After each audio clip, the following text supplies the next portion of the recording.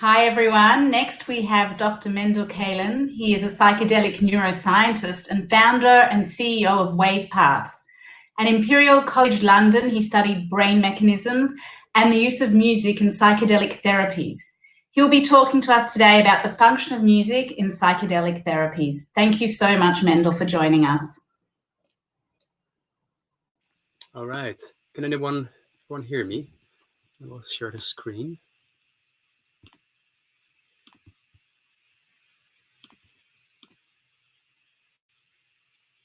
Great, thanks. All right, thanks, Deborah, for introducing me and for inviting me and for everyone else from PysTech for making this possible. So, as Deborah explained, Wavepaths is a company I founded in 2019. We are focusing on studying and understanding how we can leverage the therapeutic potential of music and integrate these insights into an adaptive music technology that can be used in psychedelic therapy as well as in other care models, really with the intention to make the therapeutic work with music more easy and more effective. If anyone of you is interested in hearing the system in action, I highly recommend the listening session that should start more or less immediate after this call. And I think Deborah and anyone else will share a link for that. Okay, so I will start this presentation by summarizing the way we currently understand psychedelic therapy. And out of this, I will review our current understanding of the function of music within psychedelic therapy. And alongside these two chapters, there are really two key messages that I wish to convey this evening to you. And one is that the essence of psychedelic therapy, how we currently understand it, is that it works primarily via providing personally meaningful experiences to people. And hereby, psychedelic therapy represents really a very different paradigm of therapy, a different new way of understanding mental health, and a new way in providing mental health care for those who need this. And because this is such a radical departure from what our society and our trained mental health providers are used to, getting this part right is really amongst the most significant creative challenges for this field. And the second key message I wish to convey is that music plays a very important role in psychedelic therapy. And more precisely, the experiences within psychedelic therapy sessions that mediate these positive therapy outcomes are influenced by the music played during the sessions. And the appropriate, effective, and I would argue even the ethical use of music, like any therapy intervention, requires knowledge, skill, and a huge responsibility on behalf of the therapists and the facilitators. So let me start by unpacking these statements, beginning with the first one. And this slide really needs very little time because you've probably heard these statistics over and over again. But really the main reason why psychedelic therapy research is so significant is because the very fact that our current mental health care system has very serious limitations. Mental health problems are very prevalent. Treatments are ineffective for way too many people. There has been no improvement in this efficacy, literally for decades. And this is leading to a huge economic burden and a huge amount of unresolved human suffering. Now, a lot of solid scientific research of psychedelics happened already in the 50s and 60s until the United Nations decided to make a lot of illicit drugs illegal, and thereby also made the research with psychedelics incredibly difficult. Thanks to the patience and the hard work of a lot of non-profit organizations like MAPS and Hefter and the Beckley Foundation, and just a lot of other individuals, we are now really at the beginning of what we would call a second wave of psychedelic research. And in the clinical angle of this research, we see really great promise for a large variety of serious mental health conditions. And what I'd like to point out is that one of the most remarkable features in this therapy is how long the therapeutic effects can last. Way beyond the effects of the drug are out of the system of the individual. After a single or a few sessions, we see improvements lasting for weeks, for months, and sometimes even years. This is a study I co-authored with Robin Carrott-Harris, my supervisor my ex-supervisor at Imperial College London when I did my PhD, showing reductions in depression lasting for 3 months. And this is a study by Matthew Johnson looking at smoking cessation, really showing incredibly impressive results with massive effect sizes lasting for a very, very long time. Now, rightly so, there are great efforts underway to make this therapy more quickly available to a larger number of care seekers. Now, not only can these positive effects sustain for a very long time, it's important to understand that these effects are mediated by certain qualities and experiences that patients have. Very often people refer to these experiences, not uncommonly, as one of the most personally significant experiences of their entire lives. And Roland Griffith and Matthew Johnson and their teams were really the first to point this out in their paper in 2006. And now, together with a lot of other groups, continue to provide systematic evidence that mystical experiences or peak experience, however you wish to call them, correlate with positive therapy outcomes. And this can be summarized. This is not a data-driven graph. This is an illustration that I created to illustrate the core mechanisms to understand psychedelic therapy. Is the more people have these very personally meaningful experiences, the stronger we see the symptoms.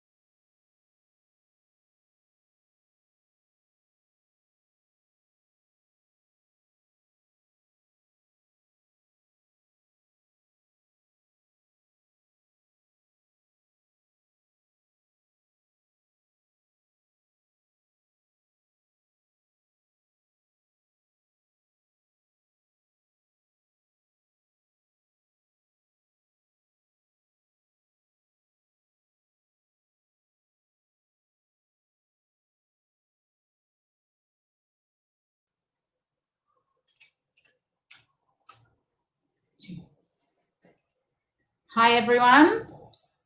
We are just having a slight technical issue and we're going to wait to get Mendel going again. He's just going to fiddle around with his computer. I just want to use this opportunity to thank you all again for being here today and participating. This is what it's all about. There's 1,236 people here. So that is a pat on the back for everyone that's here.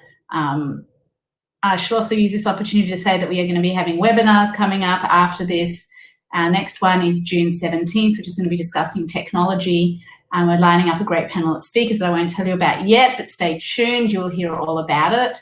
And we look forward, obviously, to listening to the rest of Mendel's session. After Mendel, we're going to actually experience what it is he's been discussing and studied and researched in his PhD. And I can't stress enough how amazing that will be for you to stay on for that, to help you just close out the day of concentration. And now that I've told you all that, when I close off later, I'll just have to change the whole delivery. So please be patient with us. The technology has been kind up until now, and we'll just iron out this last hiccup. Feel free to keep talking. I encourage you to download Hoover if you haven't already. There are amazing community discussions going on. You can create your own groups, connect with people, attach articles that are of interest to other people. This is how we make change, by having open conversations between every different section of the community. Let's bring ourselves all together to make change. So thanks, guys.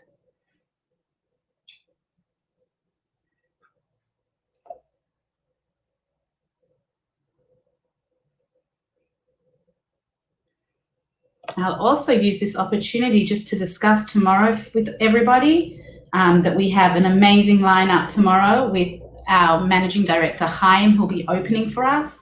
Then there's going to be a panel. Here's Mendel. He's back again. Sorry for that. Where did you lost me? What part of the talk? For me to pick it up at the right moment. Hold on a second. I'm just finding out.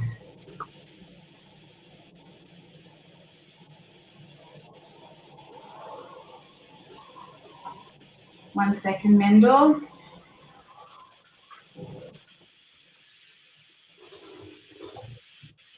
I'd say if you just went back a few minutes back, not too long, you should be good to go. Did I spoke about the hill? Is this the... You're going to make me confess that I ran out to get a drink and I missed the 2 seconds that you promised. Explicit and implicit learning. Thanks, Diana. Okay. Cool. So I'll just do that slide again and then take it forward from there. So what I was explaining in this slide is that this notion that these experiences in psychedelic therapy sessions are that correlate with positive therapy outcomes, that this concept is actually not so mysterious at all, and it can be explained by these different memory systems that we have in the brain. Explicit learning is primarily concerned with recalling language and symbolic meanings, and episodic learning is primarily concerned with remembering life events. And then we have an implicit learning system, which literally means learning through experiencing, which includes procedural learning, things like learning how to ride a bicycle. You can only learn how to ride a bicycle by riding a bicycle. Conditioning, things like fear conditioning, and subconscious priming. And implicit learning works really by driving these subconscious memory formations that determine our perceptions and behavior on the long term. And the emotional system of the brain is one of the strongest learning systems, and this system is also fully implicit. And this can, for example, explain why life-threatening events can lead to trauma, but it can also explain why really strongly positive experiences also lead to strong positive changes in one's life. So this is a framework that is helpful to understand how psychedelic therapy works. Psychedelic therapy as providing an opportunity for positive implicit learning experiences.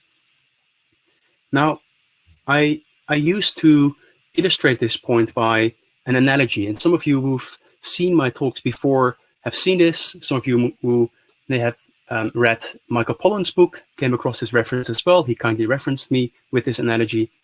And with this analogy, I'd like to invite you to view your mind as a hill covered in snow, as a landscape covered in snow, and as the information processed in your mind as sledges going down from the top of the hill.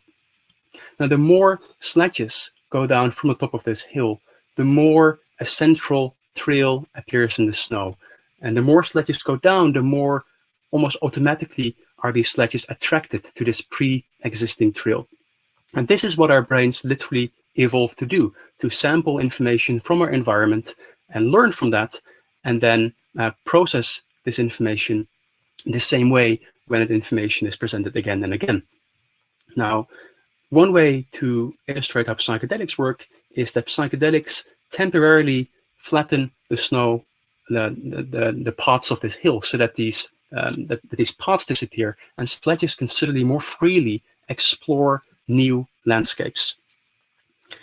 And in doing this, psychedelics bring the mind into a more flexible state of mind. And this is most likely one of the primary reasons why this experience can be so therapeutically significant for people. In other words, psychedelics in the right environment can provide an opportunity for change, an opportunity for the individual to temporarily step outside of his or her usual sense of self, and in doing that, help in the discovery or even the rediscovery of certain aspects of oneself. Now, like I said before, this illustrates the creative challenge of psychedelic therapy being such a paradigm. How do you facilitate these positive implicit learning experiences? Psychedelic therapy clearly is not a magic pill. One way how I like to sometimes describe psychedelic therapy is as providing a favorable climate in which a client can learn new things about oneself. And the ways this can happen are mediated by these non-drug variables, things like the set and setting, the drug itself, the interpersonal climate, your relationship with your therapist, and the music being played. I call this the synergistic core of psychedelic therapy because these elements, they interact with each other and determine what kind of experiences people can have.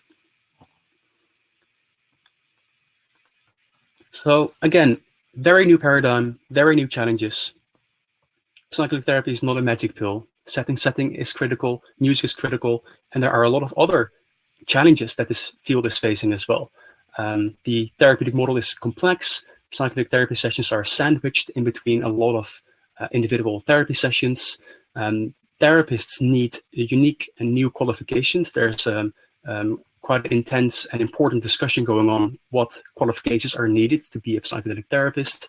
Sessions can be incredibly long, depending on the type of medicine. They can last up to 6, 8, sometimes 10 or 12 hours.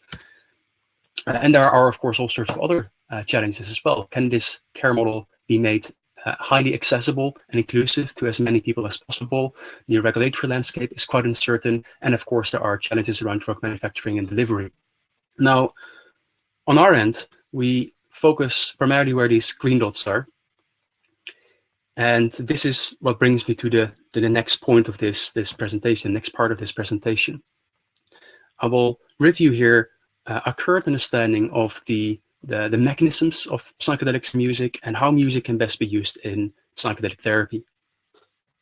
But before I do that, a little historical prelude, because the history of psychedelics and music are way more intertwined than they are separate, and they are both incredibly ancient and universal. And this is just a fascinating part of this work, is just acknowledging this history for a moment. Musical instruments are literally tens of thousands years old. These are very sophisticated instruments. This flute, for example, can be used to make lots of different melodies.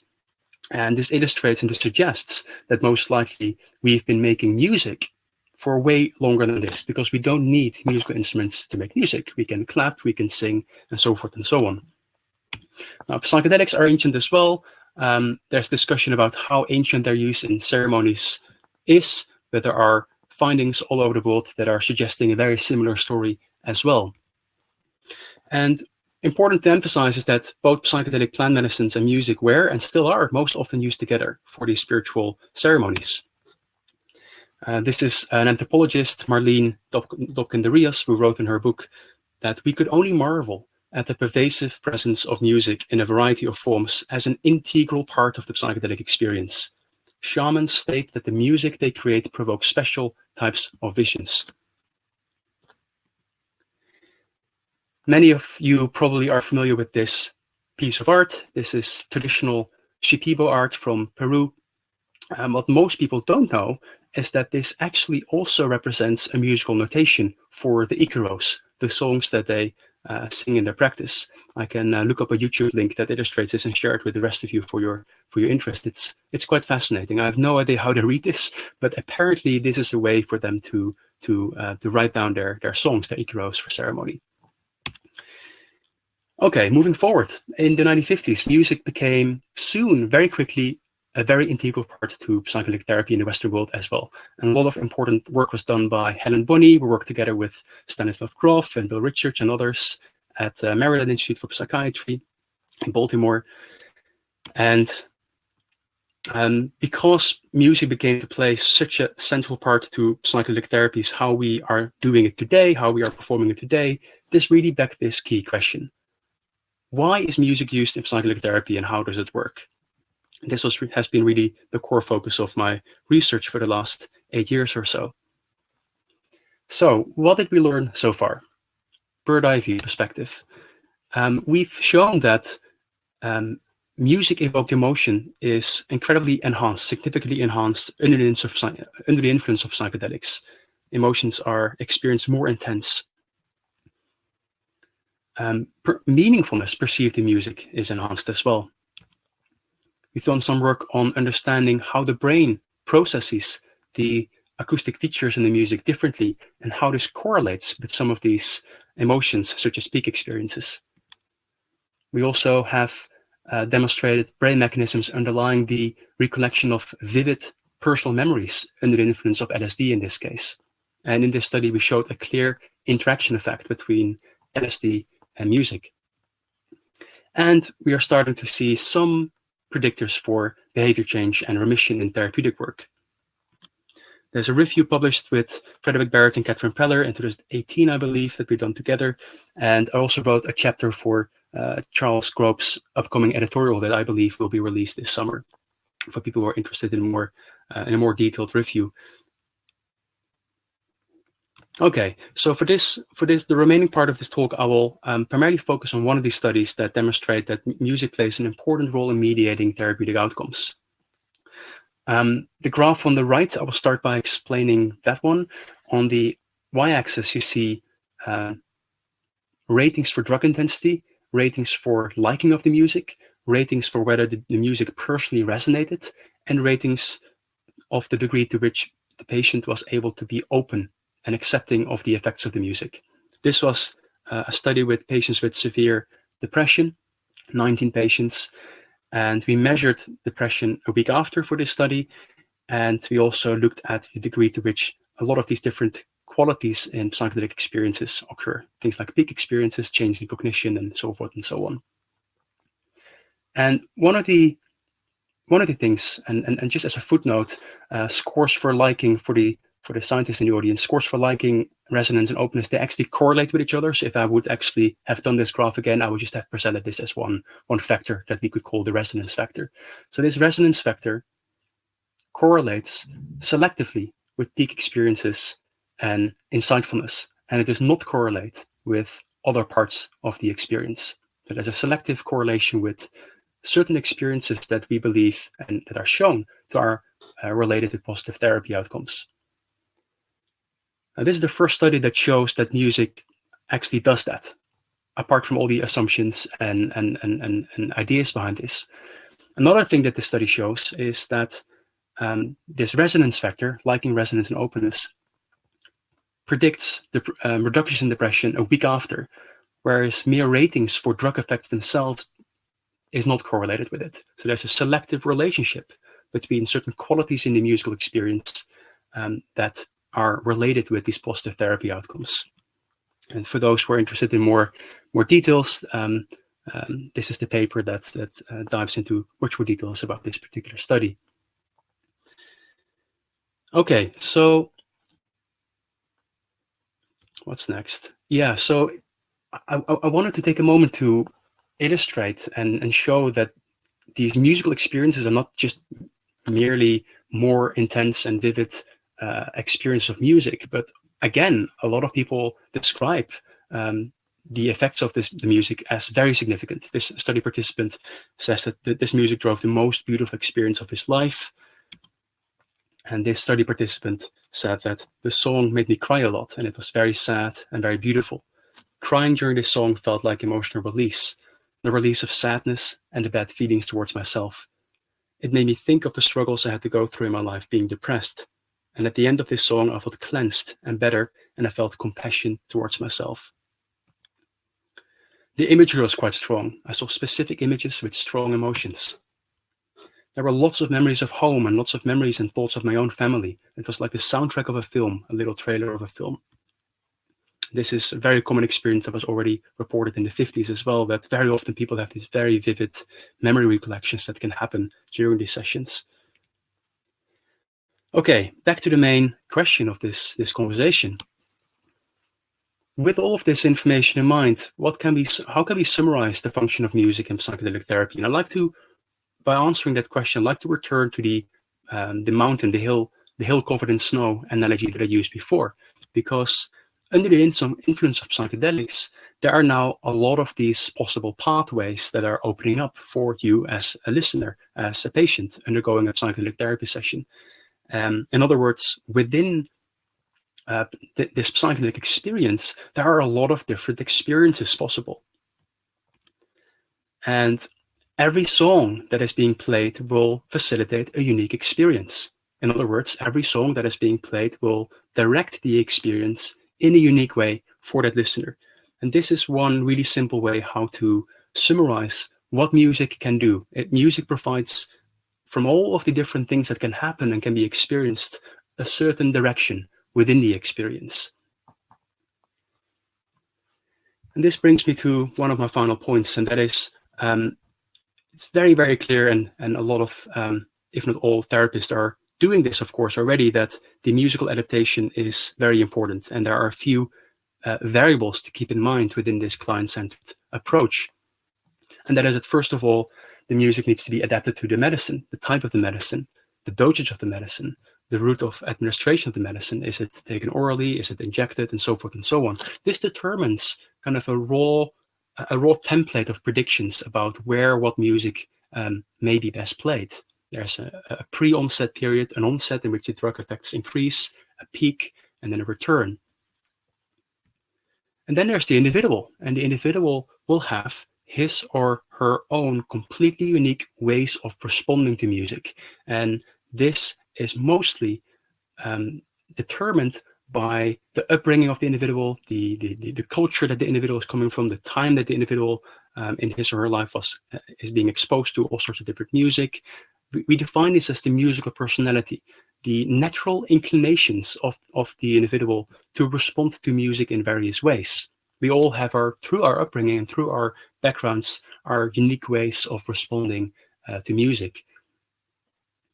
There are specific therapeutic intentions and needs in the session. And on top of that, within the session, patients undergo different levels of ego strength that determine the emotional intensity that may or may not be therapeutic for that individual. And there's a lot of other things to take in mind, but I like to keep things simple for the time being. And then there's the experience itself of the individual. And this is the point. This cannot be predicted beforehand, because the individual goes on a completely individual, highly personal journey that lasts for hours and will therefore have this individual arc. And within that experience, one way that we differentiate between the different therapeutic functions that music can provide is differentiating between music that is supportive, that is reassuring, versus music that is emotionally activating, emotionally arousing, and deepening certain feeling states, creating an opportunity for certain feeling states to be more authentically expressed, felt, and released. Now, there's a lot of thoughts that are going into this, and this is also really the insight of finding Wavepaths, because we have this large amount of therapists that especially over the coming years, that need to work with music and want to use music effectively and actively. And therefore, I wouldn't say build it, have a simple solution, but it was quite a intellectual and creative challenge to build this. But the goal here is to provide a solution that is incredibly simple to use for the therapist. So what we've done is we collaborate with musicians, often very good musicians, and we commission them to make music specifically for specific therapeutic functions, with specific instrumentations and all sorts of different variations that are possible there. So these are not compositions; these are phrases and samples and melody lines and so forth and so on that enters our database, is tagged in a particular way, and then we have this this predictive model that fits these samples in complete new ways to always provide a unique composition for the listener in this moment. And this can be adapted in real time. You're currently working on biometric integration, and again, the main goal here is to make it really intuitive to use for the therapist. So although the back end, the technology is complex, the front end, the interface, is super simple to use. One of our therapists referred to this as something that she's always been waiting for, because if the music is not doing the thing that you want it to do, it's as simple as changing the thermostat. It's as simple as switching a light switch, and the music adapts itself.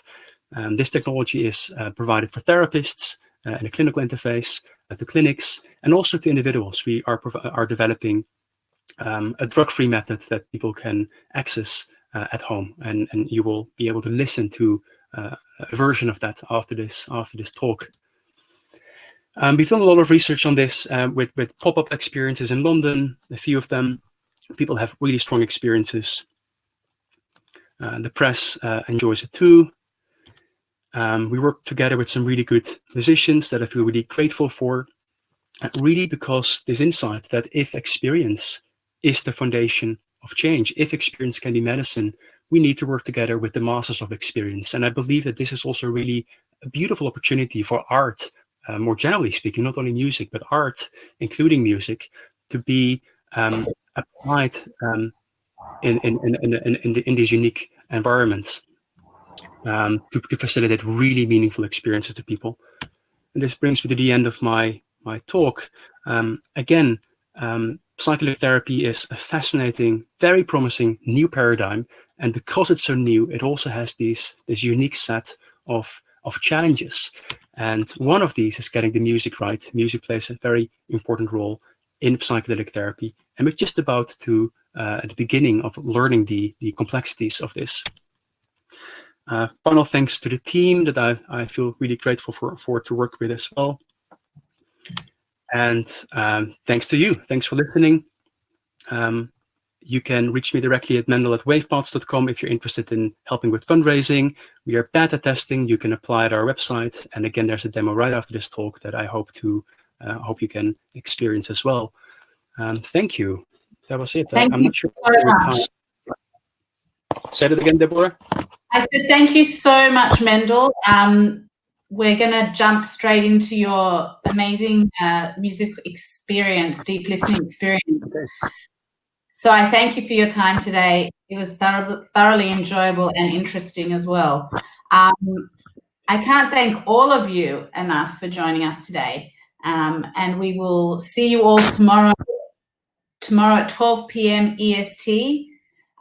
You've all earned this next experience. So as I say goodbye to you, I will let you relax as I pass you on to the next session with your live guided Wavepaths deep listening experience. You've received an email of how to prepare for this, and you've definitely earned it. So enjoy.